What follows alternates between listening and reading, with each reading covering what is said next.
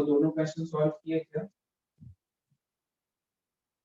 Last class में वो दो क्वेश्चन दिए गए थे, दोनों क्वेश्चन सॉल्व किए? राइट, बहुत बढ़िया।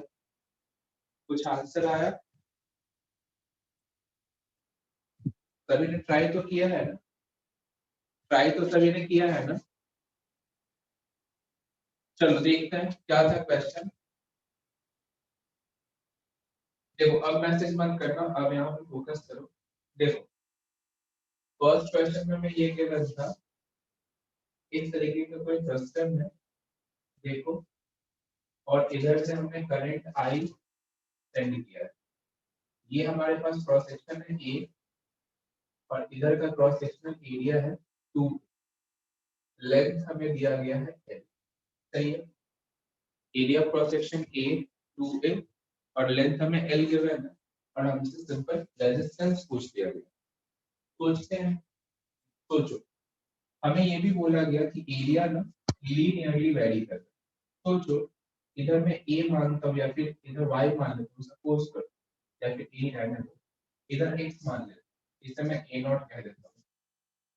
सोचना, यदि मैं एरिया वर्सेस एक्स में ग्राफ ड्रॉ करना चाहूँ, एक्स में यहाँ से कोई सा भी एक एलिमेंट कंसीडर करने की बात करता हूँ, सोचना, तो क्या मैं ये ग्राफ इस तरीके से ड्रॉ कर सकता हूँ? क्योंकि हमें बताया गया है एरिया लीनियरली इंक्रीजिंग, सही है, और ये लेंथ किसके बराबर होना है बताओ? एल। क्या मैं इस स्ट्रेट लाइन के लिए इक्वेशन लिख सकता हूँ? बिल्कुल। कैसे लिखोगे? देखो, y equals to mx plus c, slope और इंटरसेप्ट। ये मुझे इक्वेशन पता लग गया। मतलब सिंपल है कि मैं यहाँ पे एक एलिमेंट कंसीडर करूँ, मैं यहाँ पे एक एलिमेंट कंसीडर करता हूँ, देखना ध्यान, एलिमेंट हमारा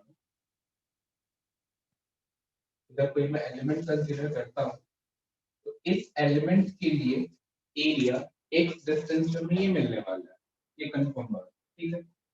एरिया को मैं पता लग गया कि चलो a not upon l x plus a not के बराबर होगा। अच्छा, इसके लिए यदि मुझे रेजिस्टेंस लिखना हो, रेजिस्टेंस, तो क्या मैं लिखूंगा dr equals to rho dx upon area, और एरिया हो जाएगा सिंपली a के बराबर, जो कि वेरिएबल, ठीक है। इसकी बात हमें इसी को तो इंटीग्रेट करना है, सोच के देखो, इसी को हम थोड़ा और अच्छे से देखें तो यहाँ से a नॉट कॉमन लिख के 1 प्लस बाय l भी लिख सकते हैं, और इसी को हम यहाँ रिप्लेस करेंगे तो इंटीग्रेशन से r मिलने वाला है, और देखो रो और dx की जगह क्या आएगा? सिंपल dx, और नीचे क्या आएगा? a naught 1 plus x by l। Integration कहाँ से कहाँ तक करोगे? तो 0 से l तक। ध्यान से देखना, कांस्टेंट बाहर निकाल लेते हैं और इसे हमें इंटीग्रेट करना है।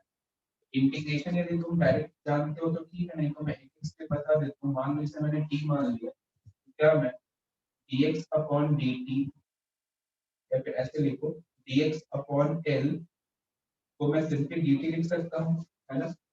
तो मैं dx अपॉन l को dt यानी कि dx की जगह l dt लिख सकता हूँ, इधर आ जाएगा l dt, और नीचे a नॉट को बाहर निकाल लिया, इधर t, इसका इंटीग्रेशन क्या आएगा? ln। तो यहाँ से मैं सिंपली प्लेस करूँ, ध्यान से देखना, ln t, और t को जो हमने माना तो प्लेस कर देंगे, और लिमिट यहाँ पे अप्लाई कर देंगे, कहाँ से कहाँ तक? तो 0 से l। तो क्लियरली देख रहे होंगे कि जो हमें आंसर मिलेगा वो है किसके बराबर? Rho L upon A not और नेचुरल लॉग 2। एक बार ध्यान से देखो, समझ में आता है, प्लीज का मैसेज करो।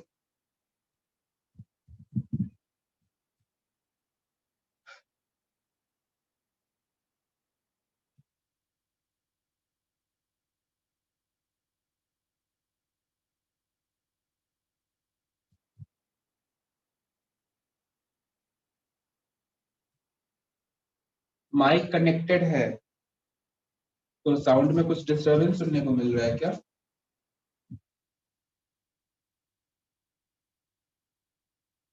माइक कनेक्टेड है, वीडियो मुझे आपका वीडियो नहीं दिख रहा, नीचे का नहीं दिख रहा, नीचे डॉट की वजह से नहीं दिख रहा होगा क्या? सभी को नीचे का नहीं दिख रहा क्या? पिछले लेक्चर में भी ऐसे कुछ स्टूडेंट कह रहे थे, तो शायद उन्हें जूम मतलब पीसी पर जब फिर से लॉगिन किया था तो दिखने लग गया था। दिख रहा है ओके। स्क्रीनशॉट लेने से लॉग आउट हो गई है विजिबल। नहीं मैंने माइक नहीं बदला है, माइक वही है, माइक मैंने कोई चेंजेस नहीं करा है। तो साउंड क्वालिटी में कुछ डाउन आया है क्या? क्या चेंजेस सुनने में मिल रहा है? साउंड क्वालिटी तो सही है, कुछ आवाज गूंज रही है, यही तो बोलता हूँ मैं, पूरी पैक हो रही है। Okay okay okay.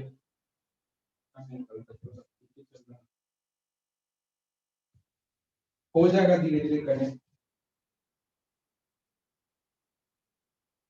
एक दो दिन का टाइम दो और धीरे धीरे हमें भी देख आगे तो जैसे कल हम कर रहे थे वैसे ही करें। जिस माइक जिस फोन से मैं पढ़ा रहा हूँ वही सेम फोन सेम माइक, मैंने कुछ भी चेंज नहीं किया। चलो खैर, ये क्वेश्चन यदि समझ में आ गया हो तो यस का मैसेज करो।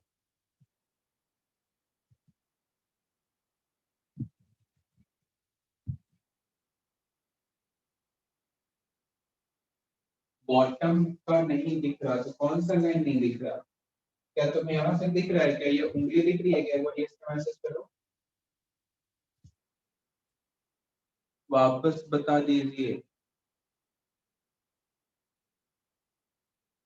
देखो मैंने यहाँ सिंपली जो हमें क्वेश्चन में एरिया का रिलेशन गिवन था ना उसके अकॉर्डिंगली मैंने एरिया का ग्राफ ड्रॉ, और एरिया के ग्राफ से मुझे क्लियर कट दिख रहा है कि यदि मैं इक्वेशन लिखना चाहूँ एरिया के लिए तो ए बराबर A naught one plus X by L simple. तो ये हमारे पास इक्वेशन आ गया। आई थिंक इस इक्वेशन में किसी को डाउट नहीं होगा, मैथ्स में स्टेट लाइन तुम पढ़ चुके हो। मैंने सिंपल यहाँ पे y equals to mx plus c का फॉर्मेट यूज किया, ठीक है।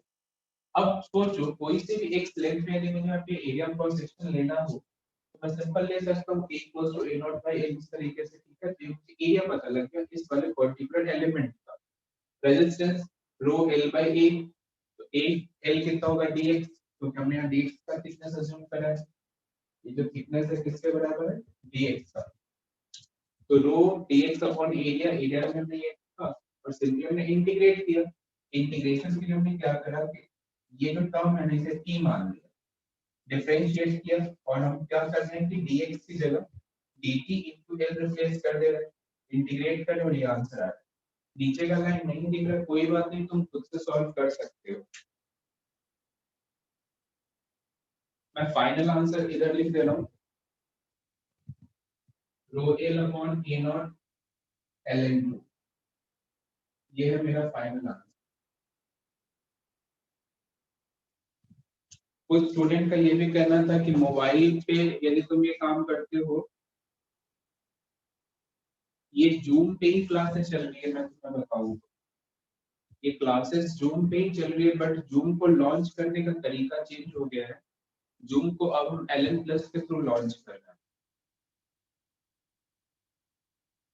क्लासेस ही जूम पे ही चल रही है, बट लॉन्च करने का तरीका चेंज हो गया, थर्ड पार्टी ऐप के थ्रू हम लॉन्च कर रहे हैं।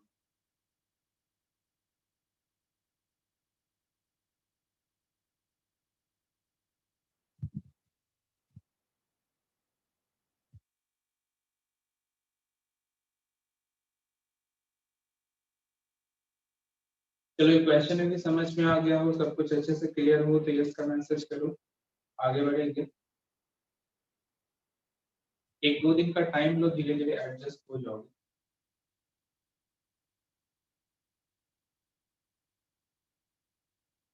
चलो आगे बढ़ते हैं।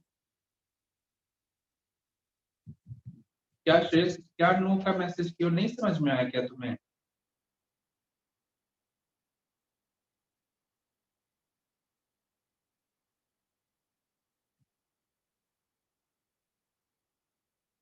हाँ बिल्कुल इसीलिए कहा गया है, एरिया समझ नहीं आया। एक बार क्वेश्चन रीड करो, क्वेश्चन को रीड करो। क्वेश्चन में तुम्हें लिखाया गया था कि एरिया ए से 2a लीनियरली वैरी करती है। तो लीनियरली वैरी करने का क्या मतलब है? हम सिंपल स्टेटमेंट तो ड्रॉ कर सकते हैं ना, जब x इक्वल्स टू 0 है तो एरिया a नॉट के बराबर, जब x इक्वल्स टू l है तो एरिया 2a नॉट के बराबर। तो हम ये सिंपल ग्राफ ड्रॉ करके स्टेट लाइन इक्वेशन लिख ली। और ये जो इक्वेशन है मुझे किसी भी x डिस्टेंस पे जो हम एलिमेंट मानेंगे उस डिस्क के लिए हमें ये एरिया प्रोवाइड कर देगा।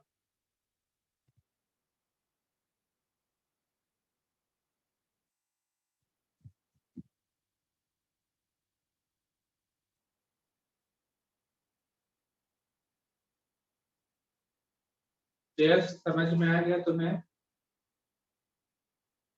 चलो आगे बढ़ेंगे। इसी से रिलेटेड तुम्हें एक और क्वेश्चन दिया गया था जहां पे हमें रेडियस के बारे में दिया गया था। रेडियस इधर ए है और इस तरफ 2a है और ये भी लीनियरली वैरी कर रही थी। तो सोचो इसके लिए क्या होगा, खुद से ट्राई करो। 2 मिनट का टाइम दे रहा हूँ।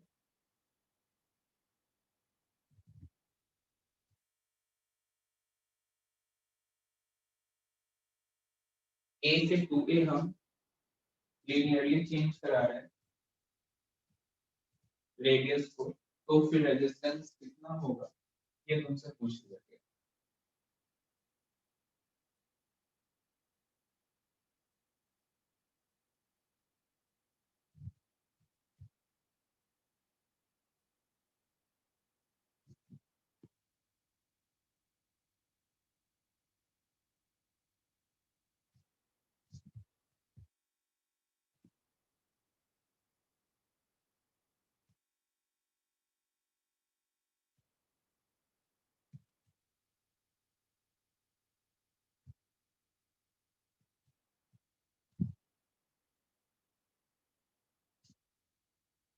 अब हमें यहाँ पे एरिया क्रॉस सेक्शन ना देखें, रेडियस दी गई है इधर a और इधर का रेडियस है 2।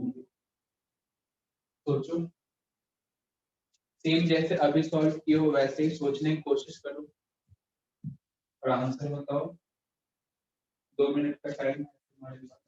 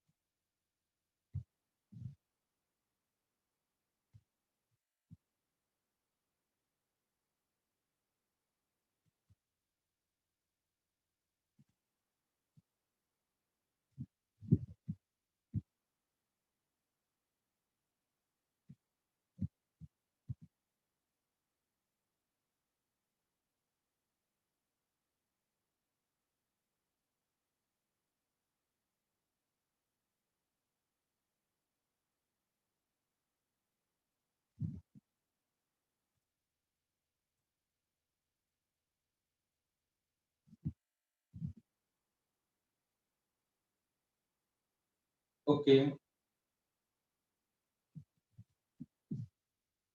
चलो देखते हैं, सोचते हैं।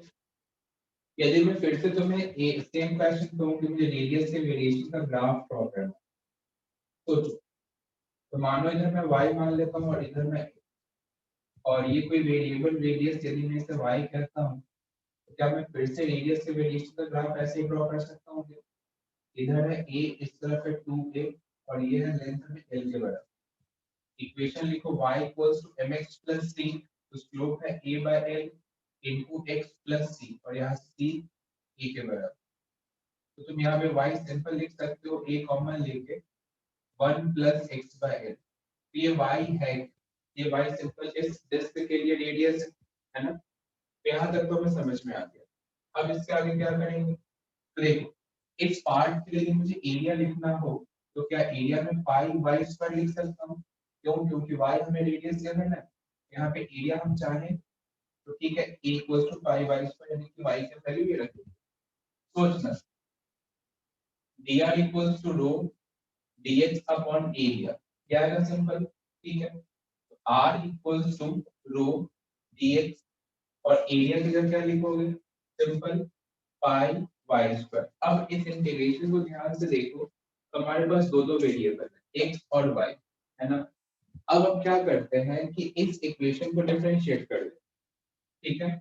इसे यदि मैं डिफरेंशिएट करूं तो इधर से क्या आएगा? dy equals to a upon l dx, यानी कि dx की जगह हम क्या लिख सकते हैं? Simple l upon a into dy। सही है। r किससे चेंज होगा? Rho l upon a, rho l upon a, ध्यान से देखना, और dx की जगह dy, और पाई इधर आ जाएगा और y स्क्वायर। इसी का इंटीग्रेशन। अब देखो y कहां से कहां तक वेरी कर रहा है? a से 2a, तो हम यहाँ a से 2a लिखेंगे। r equals to rho l upon a pi, और इसका इंटीग्रेशन क्या होगा? Minus 1 upon y, limit a से 2a। एंड इसे यदि हम सॉल्व करें, तो यदि मैं डायरेक्ट लिखूं आंसर a पाई और इसे सॉल्व करके आएगा 2, आंसर मैं देख पा रहा हूँ रो l upon 2a 2 pi a square. ये है फाइनल आंसर। देखो समझ में आता है, प्लीज मैसेज करना। सेम पिछले जैसा ही है।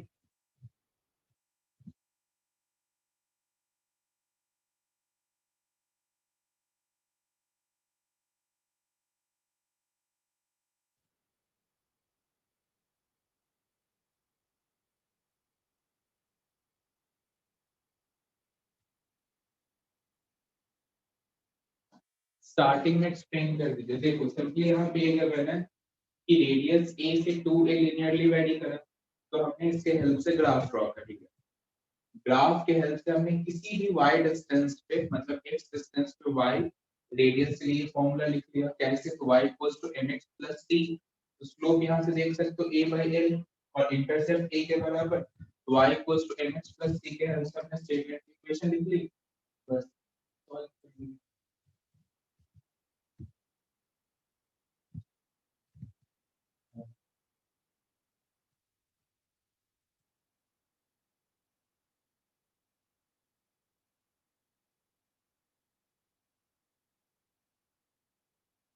ओके, सेम प्रीवियस क्वेश्चन जैसा ही है, कुछ भी नया काम नहीं किया हुआ है।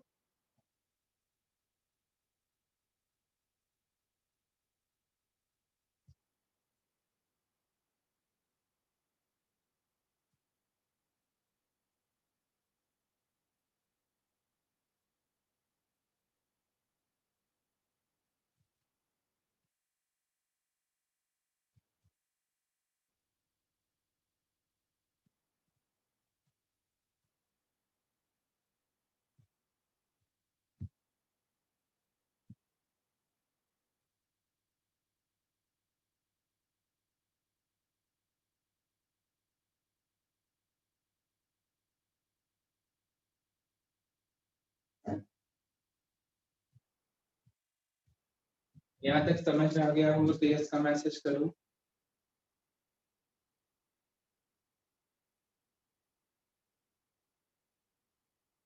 प्रीवियस क्वेश्चन जैसा ही है।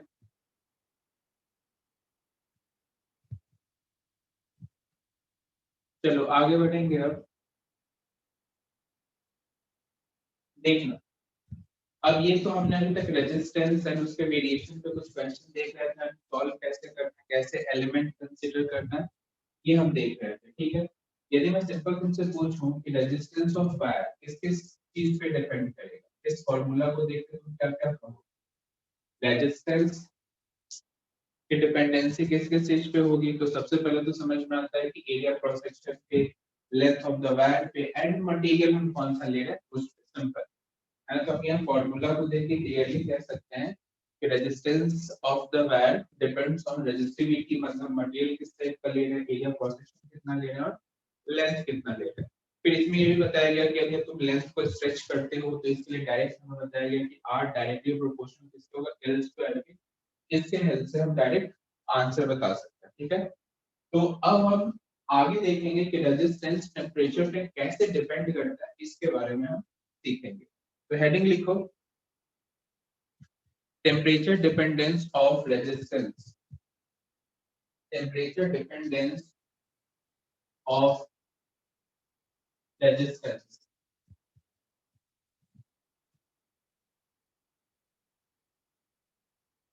Temperature dependence of resistance.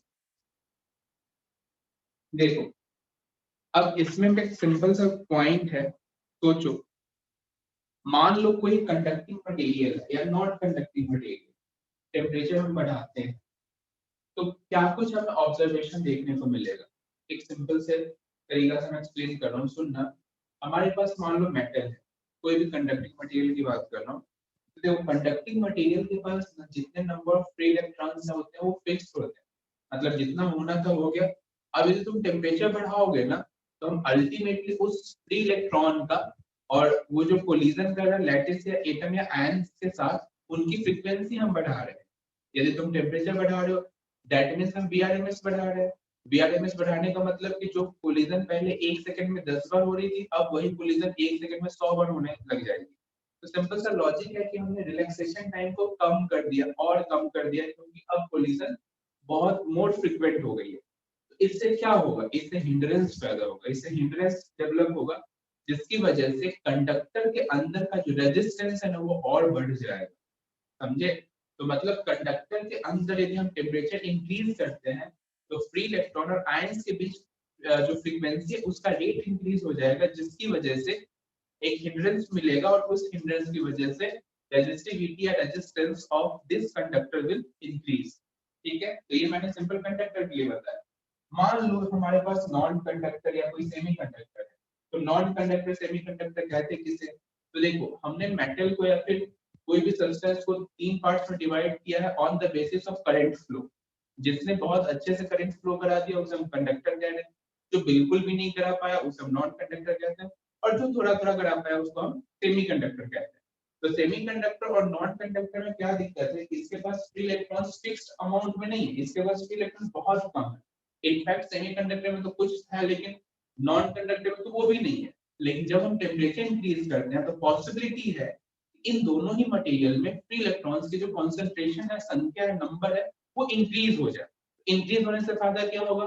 Electricity को फ्लो करने में आसानी मिलेगी। समझ रहे हो बात को? तो यहाँ हमें एक पॉइंट तो क्लियर कर समझ में आ गया कि फॉर कंडक्टर्स यदि हम टेम्परेचर इंक्रीज करेंगे तो रेजिस्टेंस बढ़ना है।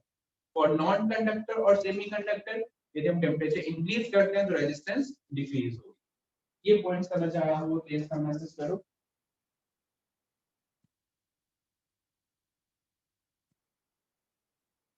बढ़िया। चलो अब कुछ पॉइंट्स लिखेंगे। लिखना, if we increase the temperature of any material.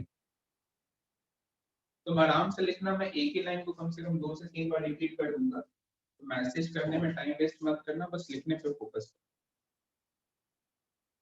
If we increase temperature of any material,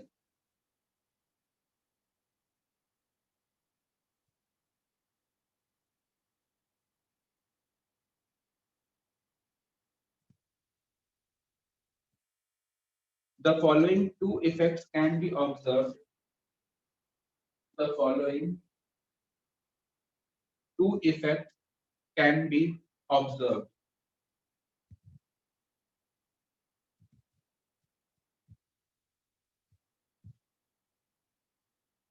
If we increase the temperature of any material, the following two effects can be observed.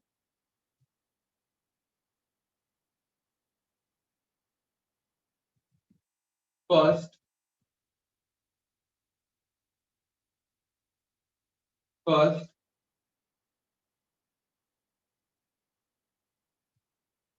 number of free electrons increases. Number of free electrons increases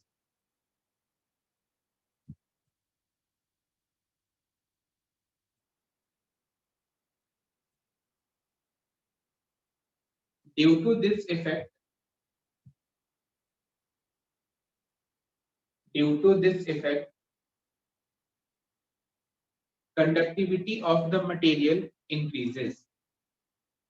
Due to this effect, conductivity of the material increases.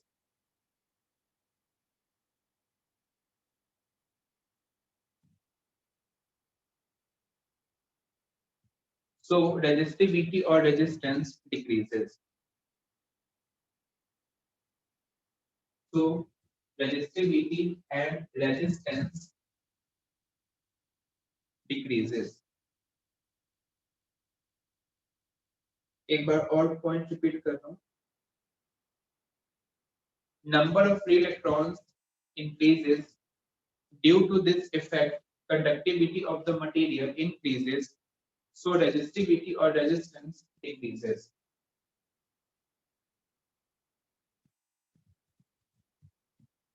चलो second point लिखेंगे अब.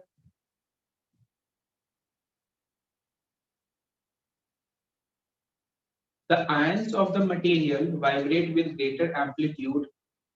The ions of the material vibrate with greater amplitude.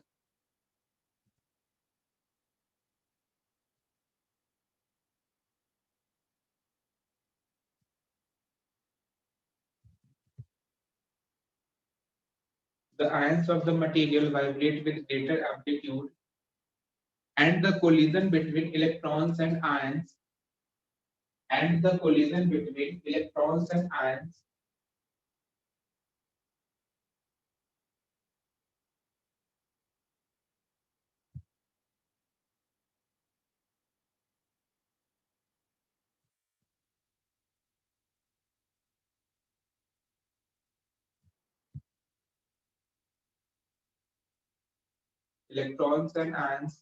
become more frequent.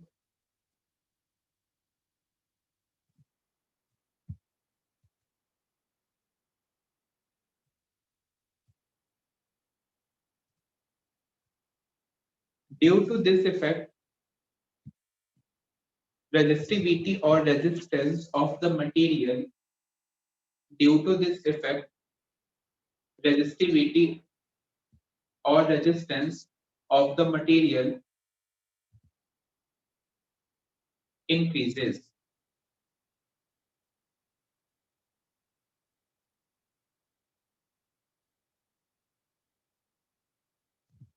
एक बार फिर point repeat करो. The ions of the material vibrate with greater amplitude, and the collision between electrons and ions become more frequent. Due to this effect, resistivity or resistance of the material increases.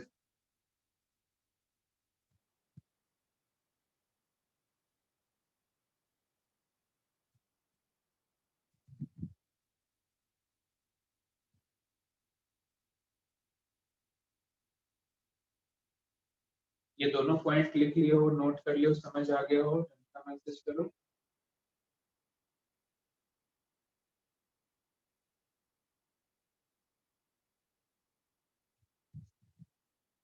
चलो अब यहाँ पे हम एक simple formula देखेंगे कि temperature के साथ रेजिस्टेंस कैसे डिपेंड करता है. एक फॉर्मूला है R equals to R naught 1 plus alpha delta. ठीक है. सिमिलरली इस फॉर्मूला को हम ऐसे भी लिख सकते हैं rho equals to rho naught 1 plus alpha delta. अब देखो आर नॉट है क्या, resistance at T naught temperature, T naught समझो या इसी को इनिशियल टेम्परेचर कह सकते हो तुम। अच्छा आर है क्या, resistance at temperature T, temperature T पे है ये, ठीक है। अल्फा है क्या,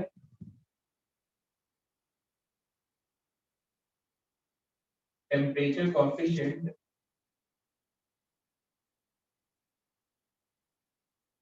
रेजिस्टिविटी,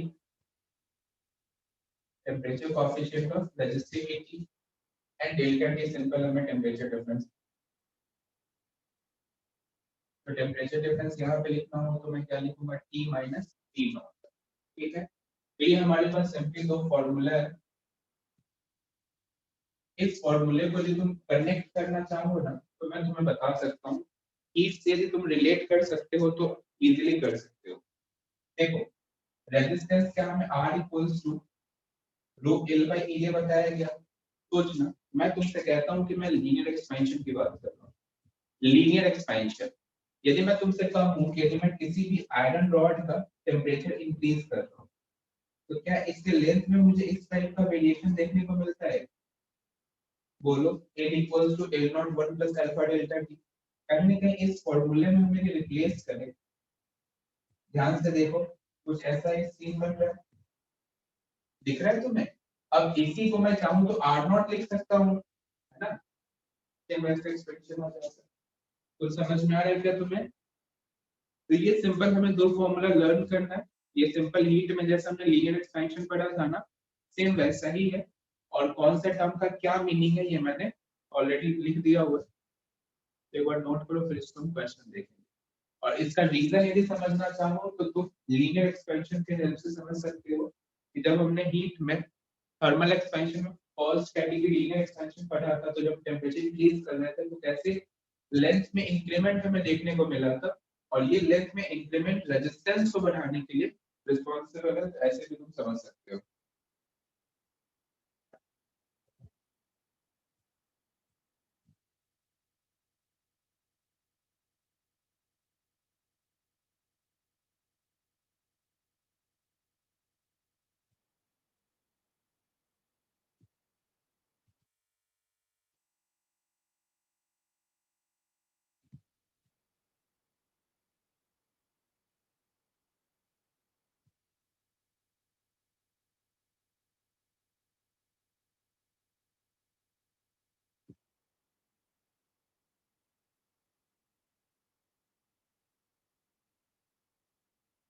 चलो अब मैं तुमसे दो क्वेश्चन पूछ रहा हूँ।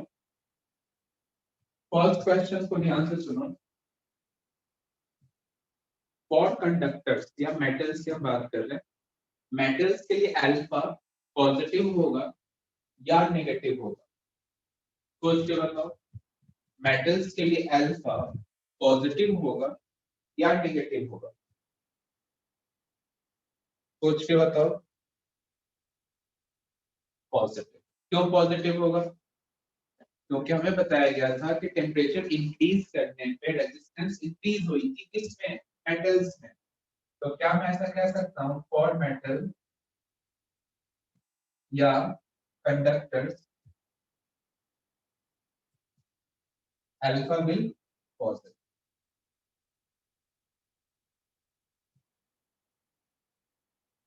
सही है। अच्छा सेम यदि मैं तुमसे कहूँ फॉर नॉन कंडक्टर और सेमी कंडक्टर की बात कर रहे हैं,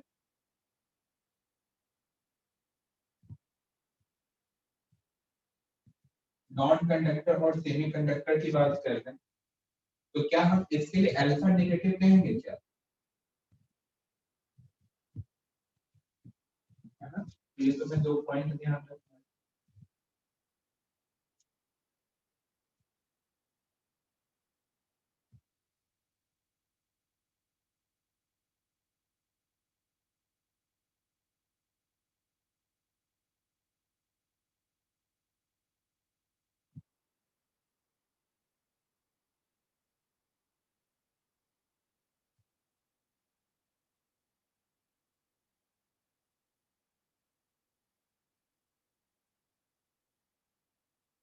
ओके, चलो अब इस पे बेस्ड हम कुछ क्वेश्चन सॉल्व करेंगे।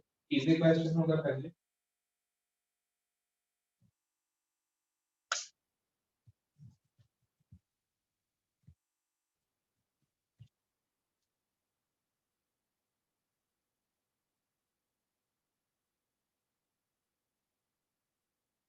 लिखना question.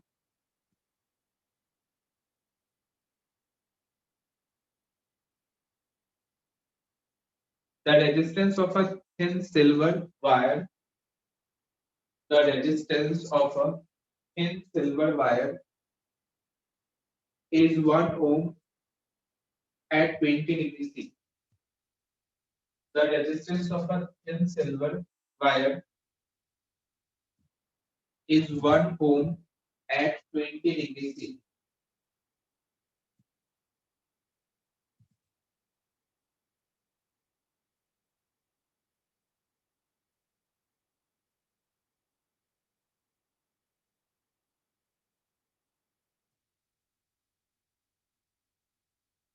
The wire is placed in a liquid bath.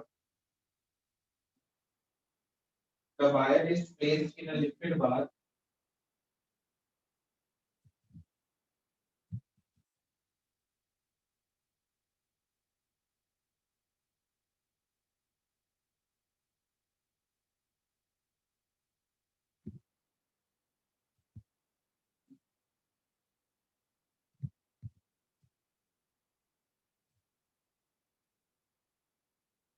and its resistance rises to 1.2 ohm.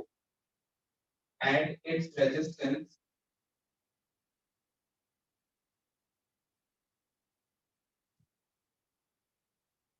rises to 1.2 ohm.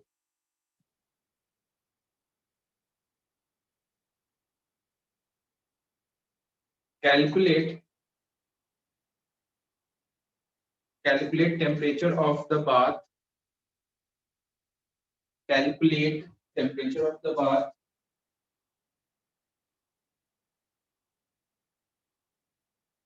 Resistivity of silver हमें given है 3.8 into 10 to the power minus 3 per degree C.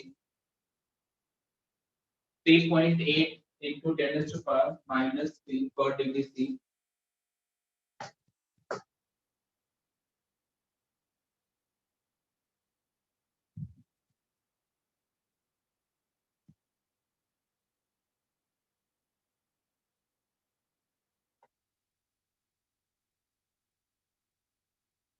Easy question है।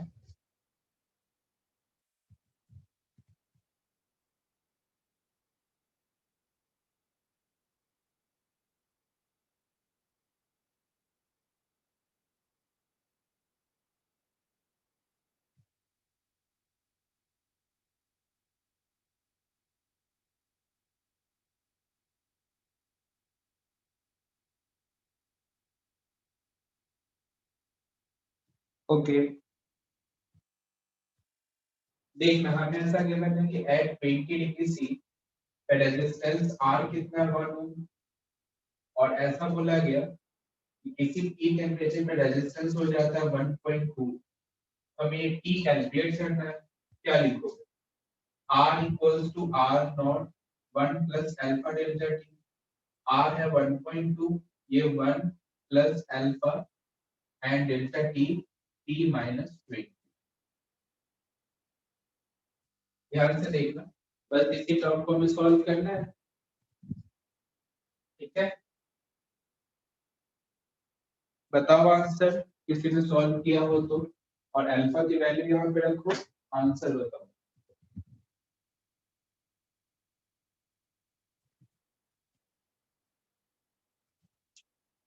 Seventy 72.63। Okay, यही answer है सभी का।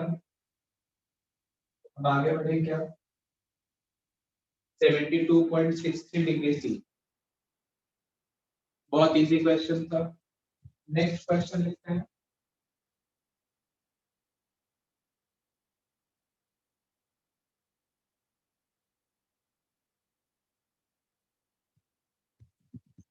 आसान है ना, इस टाइप क्वेश्चन और रिपीट तो नहीं करना चाहिए।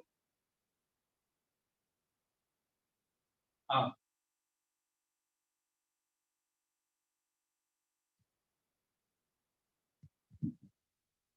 चलो एक अच्छा क्वेश्चन देखते हैं।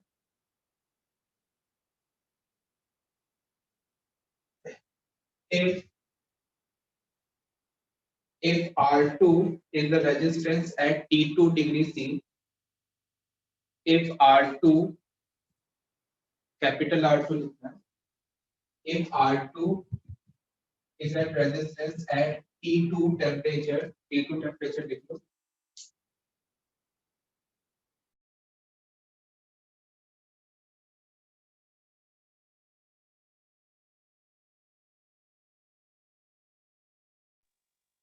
if R2 is resistance at T2 temperature and R1 is the resistance at T1 temperature. R1 is the resistance at T1 temperature.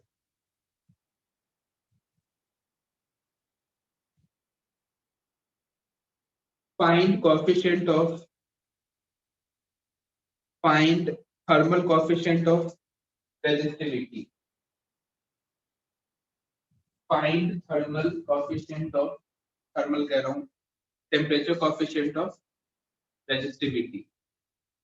Find temperature coefficient of resistivity.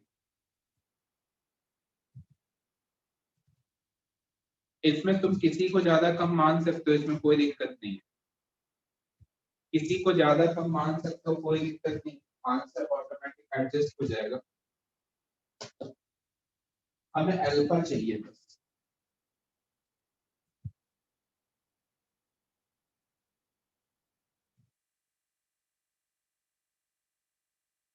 देखो जो इंफॉर्मेशन दिया है ना, ऐसा दिया गया है एट T1 टेम्परेचर पे रेजिस्टेंस है कितना R1 और T2 टेम्परेचर पे रेजिस्टेंस है R2, तो हमसे इसके लिए अल्फा पूछा गया। ध्यान से देखना, एक पॉइंट में तो मैं एक्सप्लेन कर दूं पहले। R equals to R naught, R equals to R naught 1 plus alpha delta।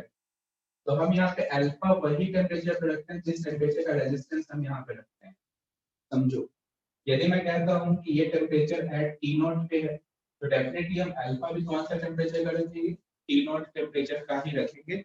In case कभी क्वेश्चन में 2-3 अल्फा दिया हो तो, यदि हमें सिंगल अल्फा हो तो हम मानेंगे कि टी1 पे भी सेम है, टी2 पे भी सेम है। बट इन केस कहीं 2-3 अल्फा दे दिया जाए तो इस तरीके से हमें केस करना होता है, जिस टेम्परेचर का रेजिस्टेंस रखोगे उसी टेम्परेचर का यहाँ अल्फा रखोगे। ठीक है, चलो इस क्वेश्चन को सॉल्व करो।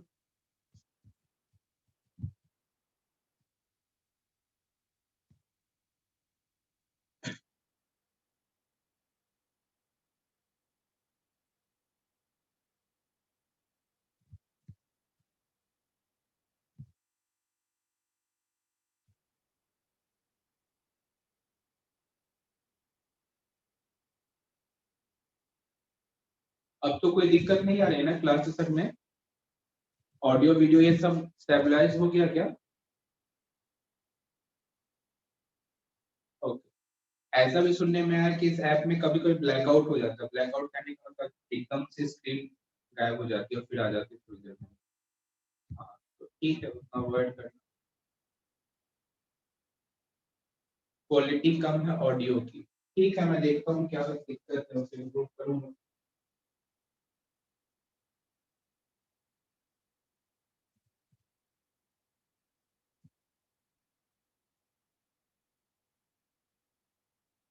क्या क्वालिटी ऑडियो की कम सभी को लग रही है क्या? किस किस को पहले जैसा ही ऑडियो लग रहा है, ये इसका मैसेज करो। पहले जैसा ऑडियो किस किस को लग रहा है? किस किस को लग रहा है पहले जैसा?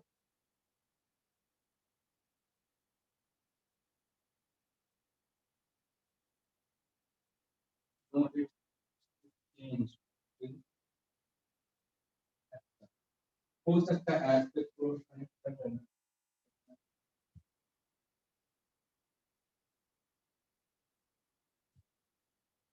देखो हेडफोन में क्लियरली ऑडिबल है।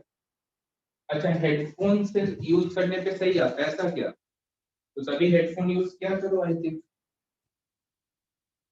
हाँ एक बार हेडफोन ही सभी यूज करो देखो, क्योंकि पहले जैसा मैं जो स्पीकर मतलब जो हमारे पास ईयरबड है वही मैं यूज कर रहा हूँ, नेक बैंड सेम वही यूज कर रहा हूँ, कोई भी चेंजेस नहीं है। मैं ब्लूटूथ स्पीकर पे सुन रहा हूँ, क्लियर है बिल्कुल। मैं हेडफोन पर ही करता हूँ। अच्छा मतलब डिफरेंट डिफरेंट स्टूडेंट का डिफरेंट डिफरेंट। ओके देखते हैं। अच्छा मान लो जो डिस्टरबेंस है वो मतलब बियरेबल है या फिर अनबियरेबल है, मतलब उसे अवॉइड कर सकते हैं क्या? हाँ ठीक है फिर, ठीक है वो हो जाएगा शायद, जैसे जैसे ऐप में अपडेशन आते जाएगा ना, अपडेट होता जाएगा, क्वालिटी में इम्प्रूवमेंट हो जाएगा।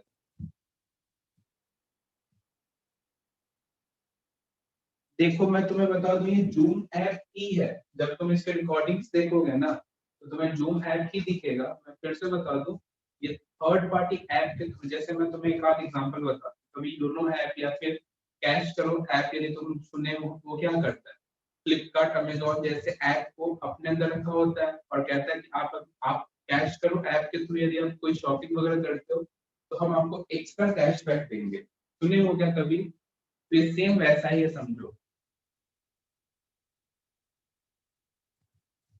हाँ और ये एलिन ने इसलिए किया है ताकि तुम समझ गए होगे क्यों एलिन ने ऐसा किया है।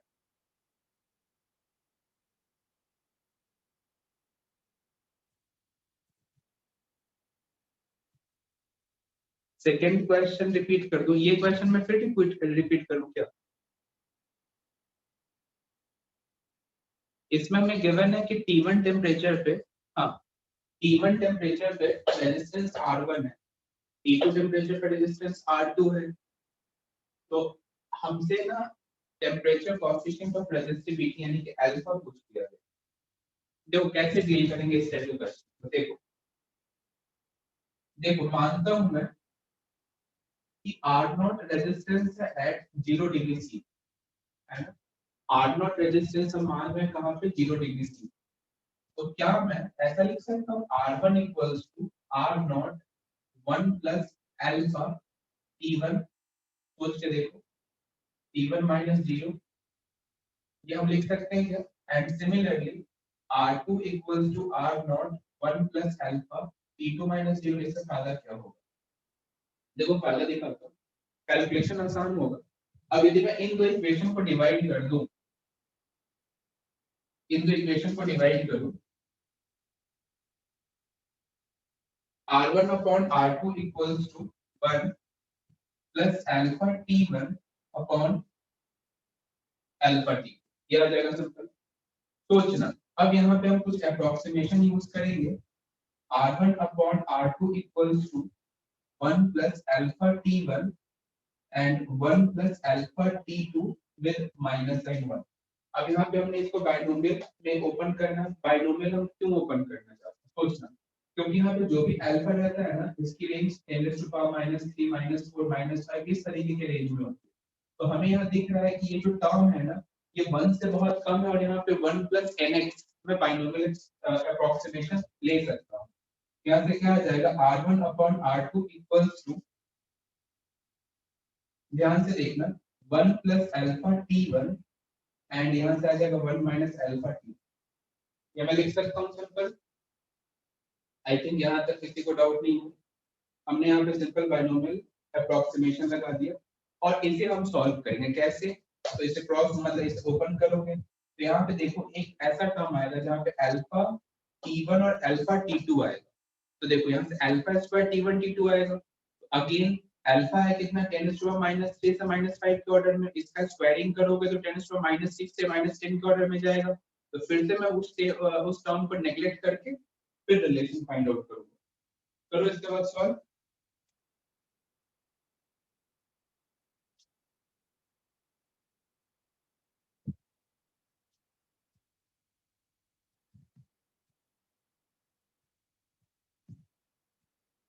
इससे नीचे नहीं दिख रहा है इस तरह से मैं नीचे नहीं लिख रहा हूँ।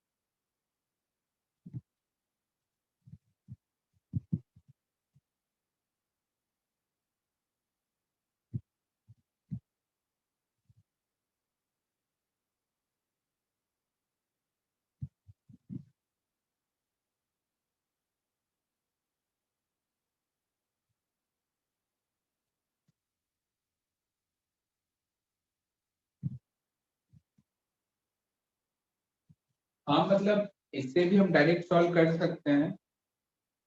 मैं तो कंप्यूटर क्रैश हो गया, ऐसे कैसे? हम डायरेक्टली सॉल्व कर सकते हैं, लेकिन हमें ना ऑप्शन में ना इस टाइप के टर्म्स दिए गए हैं, उस टाइप का जो तुम डायरेक्ट बोल रहे हो ना वो ऑप्शन में नहीं गिवन।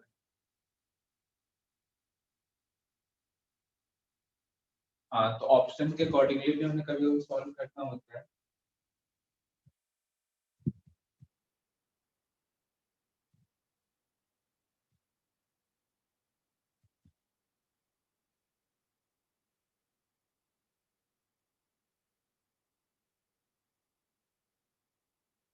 हाँ चलो मैं इधर मिटाता हूँ, फिर इधर सॉल्व करते हैं। देखना R1 upon R2 equals to, direct लिख रहा हूँ मैं, 1 plus alpha T1 minus alpha T2 minus alpha square T1 T। क्या आएगा क्या ओपन करने पे? ध्यान से देखो, ये सिंबल आएगा और तुम्हें पता है कि अल्फा स्क्वायर फिर से बहुत कम होगा, जिसे मैं नेगेटिव कर सकता हूँ। तो यहाँ से देखो R1 upon R2 equals to 1 plus alpha T1 minus T2 आ गया, दिख रहा है क्या? And R1 minus R2 upon R2 equals to alpha T1 minus T2, alpha equals to R1 minus R2 divided by R2 T1 minus.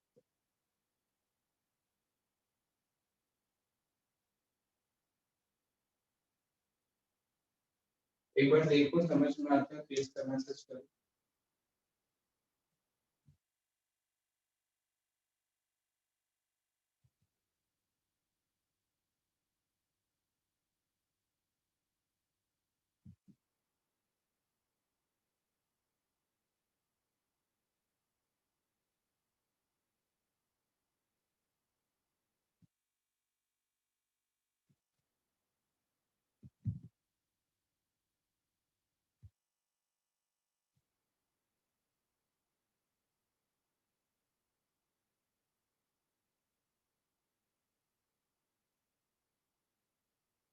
हाँ ठीक है, उससे कोई दिक्कत नहीं है, वो डिपेंड करता है कि हमने ज्यादा कम किससे माना, उसके अकॉर्डिंगली आ रहा है।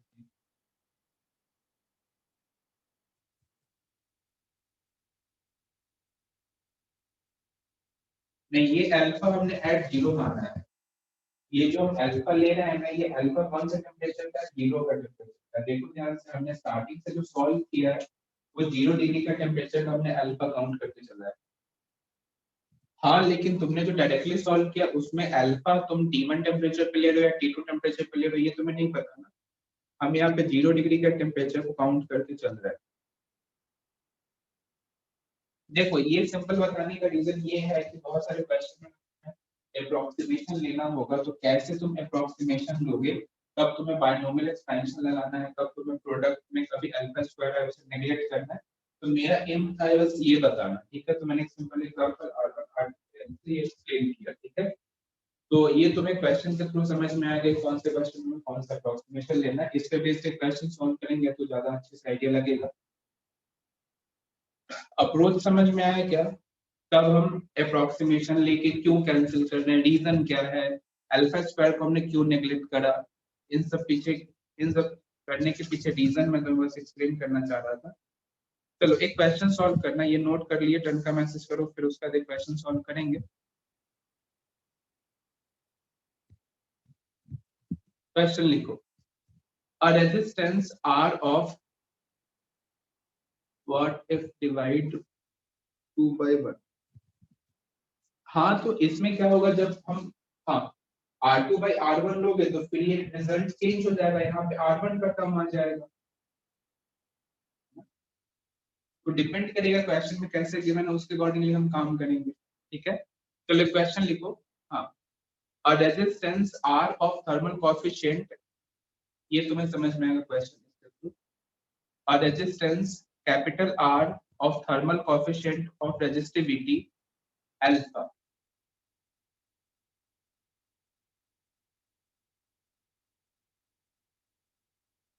A resistance capital R of thermal coefficient of resistivity alpha is connected in parallel with a resistance PR. तुम नोट करने पे फोकस करना, मैं एक बार फिर रिपीट कर दूंगा. Connected in parallel with a resistance 3R having thermal coefficient of resistivity 2 alpha. Having thermal coefficient of resistivity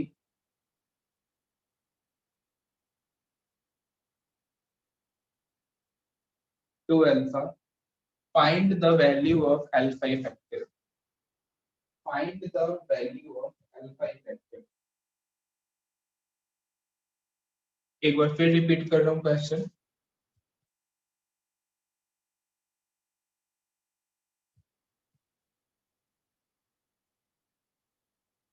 A resistance capital R of thermal coefficient of resistivity alpha is connected parallel with a resistance 3R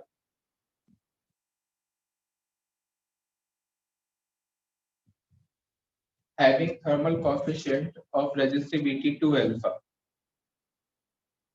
Having thermal coefficient of resistivity 2 alpha. Find the value of alpha effective. Find the value of alpha effective.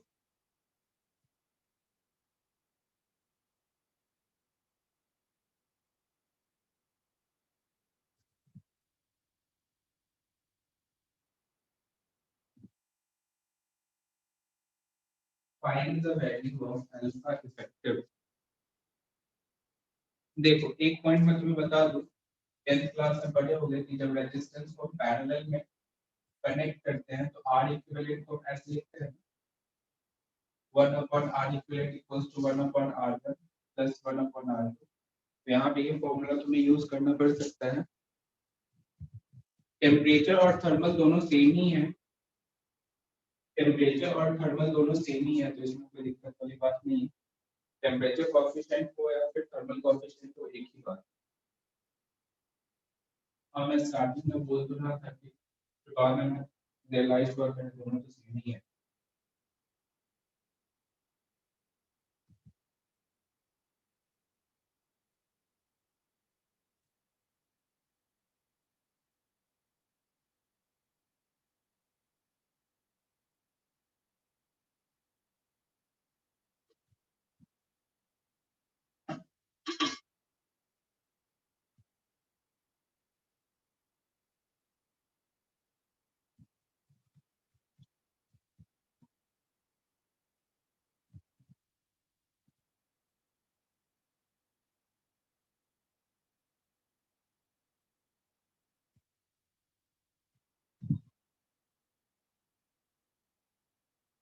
Alpha effective 5/8 है. Calculation देखना, mistake मत करना. हमें एक ये जो rod given है इसके रेजिस्टेंस है R और अल्फा रेजिस्टिविटी, और जो सेकेंड रॉड है रेजिस्टेंस है 3R और अल्फा है 3R और अल्फा है 2L. इन दो को पैरेलल में हमें कनेक्ट करके अल्फा इफेक्टिव बताना. देखो डील कैसे करेंगे समझने की कोशिश करते हैं. ध्यान से देखिए. सबसे पहले R इक्विवेलेंट को क्या हम ऐसे लिख सकते हैं 1 upon R1 1 plus alpha delta T. सही है क्या? एंड इधर क्या लिखोगे 1 अपॉन 3R, यहाँ पे R रहने देता हूँ, एंड 1 प्लस 2 अल्फा डेल्टा. ये टर्म आएगा, हमें इसे सॉल्व कर. ध्यान से इसे भी मैं बाइनोमियल की तरह ओपन कर लूं. यहाँ क्या आ जाएगा 1 upon R 1 plus alpha delta T -1, और इधर आएगा 1 upon 3R 1 plus 2 alpha delta T -1. ठीक है.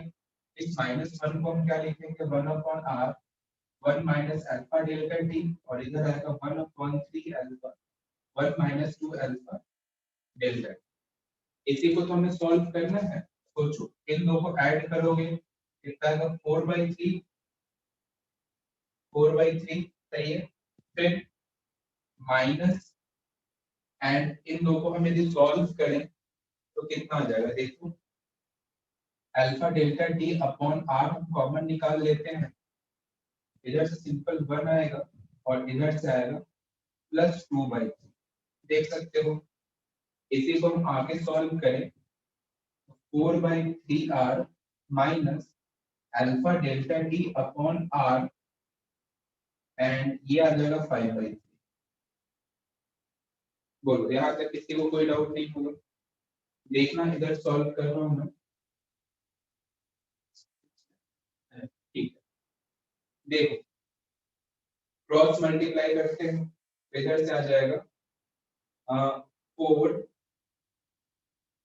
4 minus 5 alpha delta T divide by 3 R equals to 1 upon R equivalent. तो आर इक्विवेलेंट इक्वल्स टू आ जाएगा 3 R upon 4 minus 5 alpha delta T. एक एक पॉइंट ध्यान से समझते चलना। अब मैं क्या कर रहा हूँ यहाँ से 4 कॉमन निकाल रहा हूँ। यहाँ से क्या आएगा 1 minus 5 alpha by 4 delta T. ठीक है फिर इसे बाइनोमियल से हम यदि ओपन करें तो 3 आर बाई 4 और ये आएगा 1 माइनस 5 अल्फा डेल्टा टी के माइनस 1। तो 3 R by 4 and 1 plus 5 alpha 5 by 4 alpha delta T और आई थिंक तुम्हें आंसर दिखने लग गया होगा। अल्फा इफेक्टिव कितना है 5 अल्फा बाई 4। एक बार देखो स्टार्टिंग से एंड तक समझ में आता है तो ये इसका मैसेज करो। बहुत ही बढ़िया।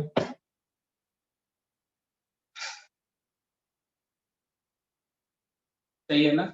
तो सिंपली पिछला क्वेश्चन बताने का रीजन बस ये था कि हम कैसे बाइनोमियल एक्सपेंशन से ओपन करेंगे कैसे अप्लाई करेंगे ये सब कुछ हमें समझ में आया और ये इसका मैंने यूज कर लिया।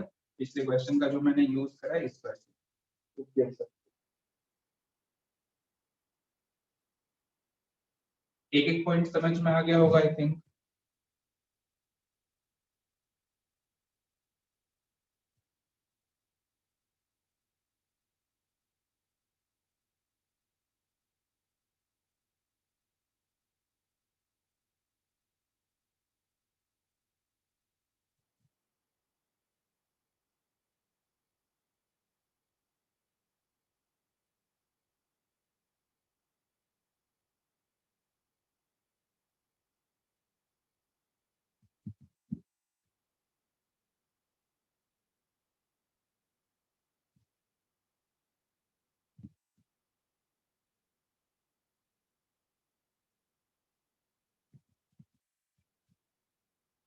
सभी को यदि समझ में आ गया हो तो डन का मैसेज करो।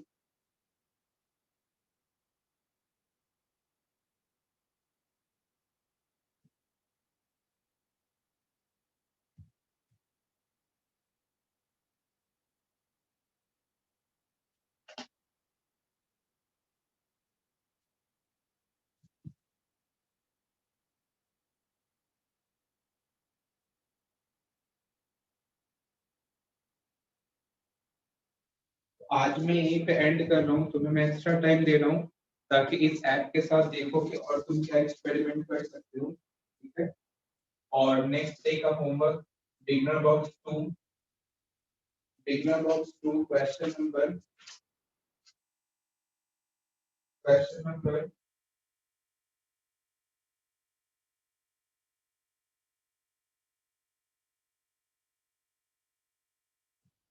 1 to 11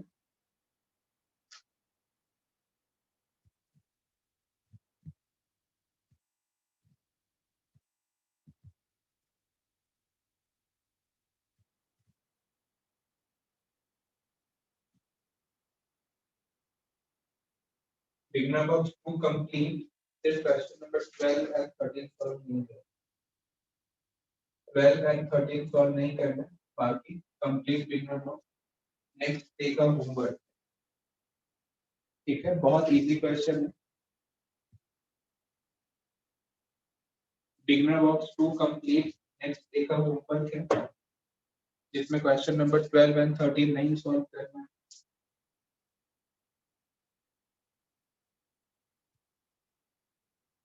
ये होमवर्क कल ही डिस्कस किया जाएगा। कल शायद रिवीजन क्लास नहीं है, कल रेगुलर क्लास ही है। तो ये होमवर्क मेक श्योर कि तुम आज ही सॉल्व कर लो, ठीक है। और देखो इस ऐप से थोड़ा बहुत एक बार प्रैक्टिस कर लो, क्या कुछ चेंजेस है, सेटिंग्स वगैरह जो भी है देख लो। रिकॉर्डिंग्स तो मैं दिखने लग जाएगा अभी जैसे मैं मीटिंग एंड करूंगा। तो बिगनर बॉक्स 2 कंप्लीट होमवर्क है 12 एंड 13 को छोड़ के, ठीक है। चलो फिर मिलते हैं नेक्स्ट क्लास में। Okay bye.